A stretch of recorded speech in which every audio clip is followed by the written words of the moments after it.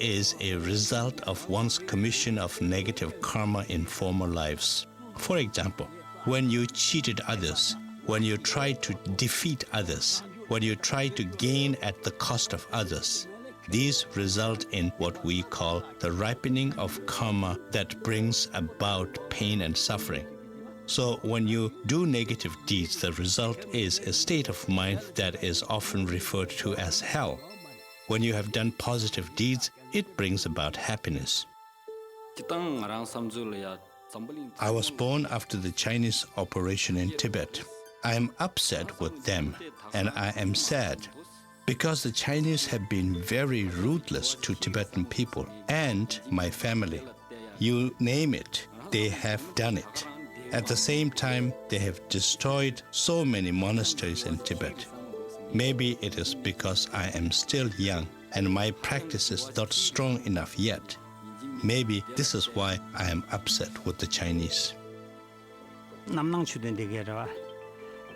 As an antidote to conquering very strong negative emotions, we would resort to doing the sevenfold Vairocana posture meditation.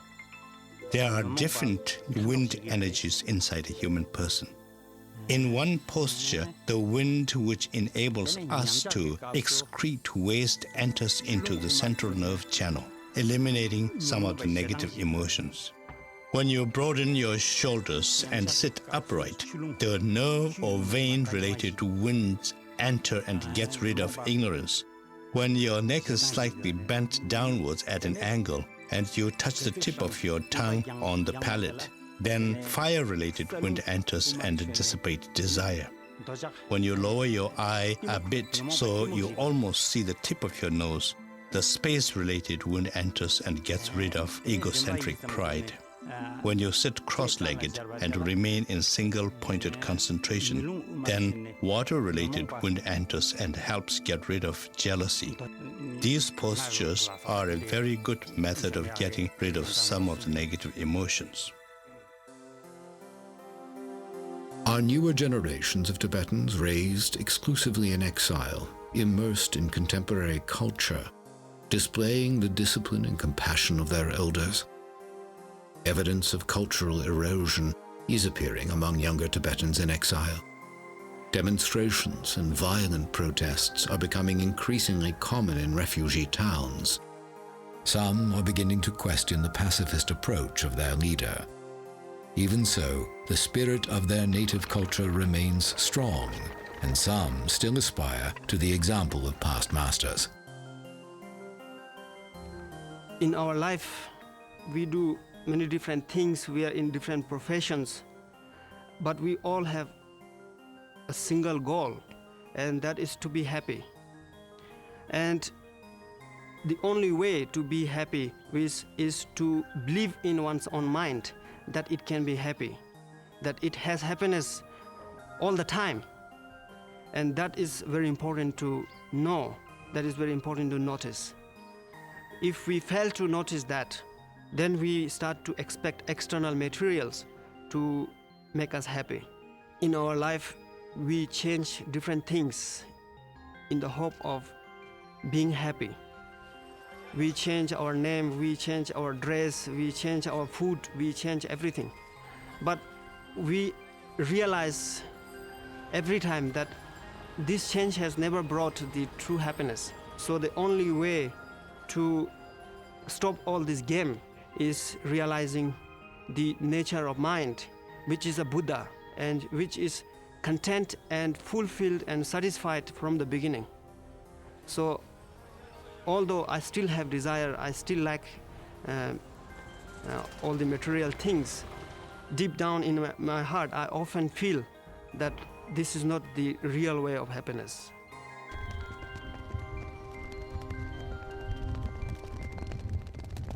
Yet even the most earnest efforts of these young practitioners cannot maintain the tradition of the yogis as it once was.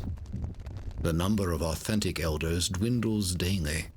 The best the younger generation can do is preserve the practices of their ancestors, the shadows of a total lifestyle that will never again be possible.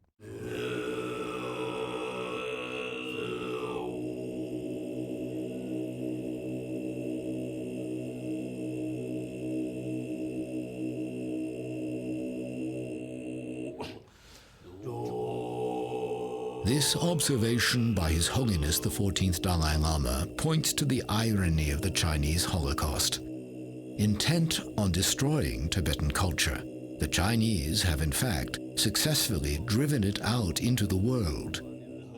It is seen in a phenomenon that began shortly after the invasion and continues today. Once the most reclusive people in the world, the master yogis of Tibet have begun to migrate westward. As hope of reclaiming their native land fades, they are relocating to establish temples and teaching centers.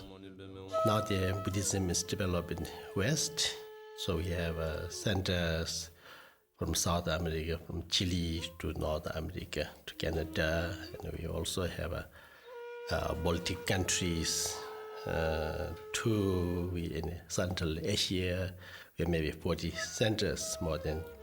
So we have to also properly guide the Buddha's teaching. It is in one way, a very difficult situation in Tibet today, and it's been that way for many years.